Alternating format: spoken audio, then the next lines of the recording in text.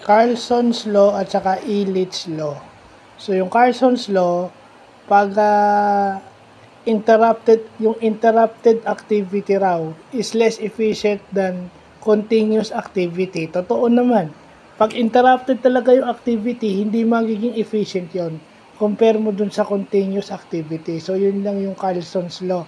Yung Illich's Law naman na familiar sa atin lahat, pag ang tao sumobra na yung working hours, nagiging less yung productivity. Sa mga athletes, 'di ba, pag sobrang pagod na tayo, buong laro na tayo naglalaro, pagod na, may kapoy factor na nga sa Bisaya, nagiging less efficient na tayo at nagiging unproductive na. Kumbaga sa mga atleta, nagiging less productive na sila dahil sobra-sobra na yung kanilang iginugugol sa isang laro. So yun, in-apply na natin yan sa work at saka sa professional sports, yung Illich's Law. Diba? But buti dalawa, buti na pagsama na yung Illich at saka Carlson's Law. So yun lang pa.